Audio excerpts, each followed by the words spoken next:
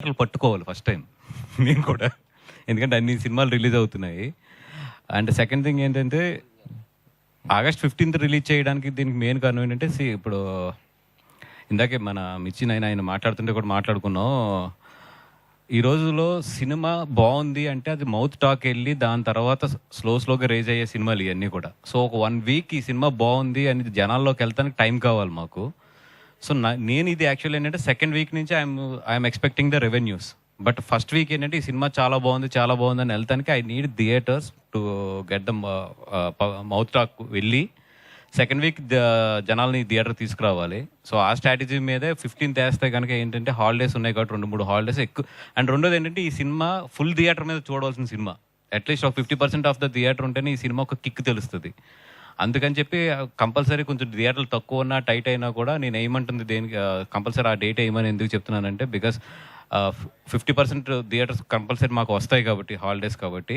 అంతమంది ఉంటే ఎప్పుడు ఏంటంటే జనాలు ఎక్కువ ఉంటే లాఫ్ ఎక్కువ బాగుంటుంది. అందుకని చెప్పి స్ట్రాటజిక్గానే ఆ రోజు వస్తున్నాం. సోషల్ మీడియాలో ఒకటే ఇప్పుడు అంటే వస్తున్న న్యూస్ అంటే బన్నీ గారు సుకుమార్ గారి ఇష్యూ నడుస్తుంది. అదే అంటే చెప్పండి, అంటే ఇది నిజమా లేకపోతే షూటింగ్ ఏం ప్రాబ్లం లేకుండా నడుస్తుందా ఏంటి అసలు? ఇప్పుడు నేను దాని గురించి మాట్లాడాను అనుకో, నా సినిమా మొత్తం మొత్తం వెళ్ళి దాని గురించి రాస్తారు.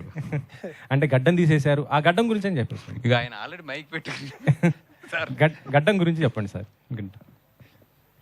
అంటే టు బి హానెస్ట్ నాకు మొన్న ఏదో ఆర్టికల్ ఎవరో ఫ్రెండ్ పంపితే చదివాను 2-3 ఆర్టికల్స్. ఇప్పుడు లోపల ఏం జరుగుతుంది అనేది బన్నీ గారు సుకుమార్ గారి తర్వాత ప్రొడ్యూసర్స్ తర్వాత అత్యంత సన్నిహితంగా తెలిసింది నాకే. It's a very very simple and చాలా మేము ఆ ఆర్టికల్ చూసుకుని నవ్వుకునే సిచ్యువేషన్లోనే ఉన్నాం మేము అందరం అయితే. రెండోది ఏంటంటే మాకు పబ్లిసిటీ బాగా వస్తుంది, free publicity, let it go అనేది ఉంది మాకైతే. It's a very clear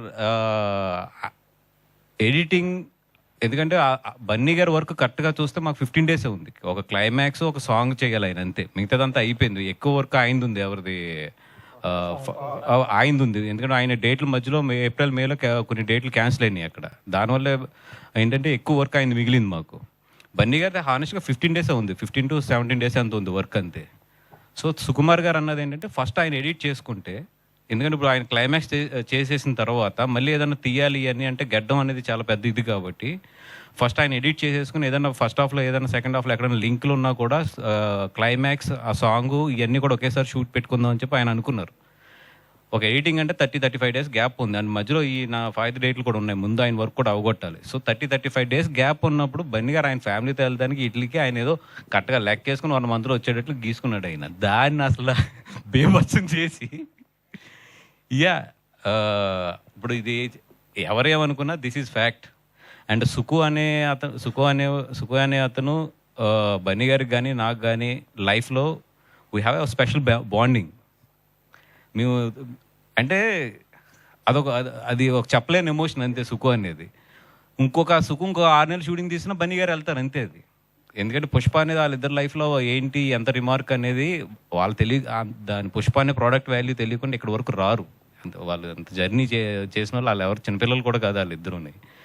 so ఏదైతే ఇది వస్తున్నాయో ఇవన్నీ కూడా జస్ట్ టు బి ఫ్రెండ్, మీరు అందరూ కూడా ఫ్రెండ్స్ కాబట్టి చెప్తున్నాను కానీ రాసుకోవడానికి ఇట్లకి బాగానే ఉంటుంది కానీ బట్ ఇన్సైడ్ వాళ్ళిద్దరి మధ్యలో మాత్రం అసలు అట్లాంటిది లేదు. అండ్ వాళ్ళ పనుల్లో ఉన్నారు. అండ్ షూటింగ్ కూడా నాకు తెలిసి ఒక పార్ట్ అంటే ఈ ఆగస్ట్ మంత్ ఎండ్నో లేకపోతే ఆగస్ట్ ఫస్ట్ వీక్లోనే ఎప్పుడో స్టార్ట్ అయిపోతుంది కూడా ఒక షెడ్యూల్. ఇవన్నీ కూడా ఎవరి పనులు వాళ్ళు ఉండడం తప్పితే ఇది మాకైతే పెద్ద ఫాలో అవట్లేదు దాన్ని. వాసు గారు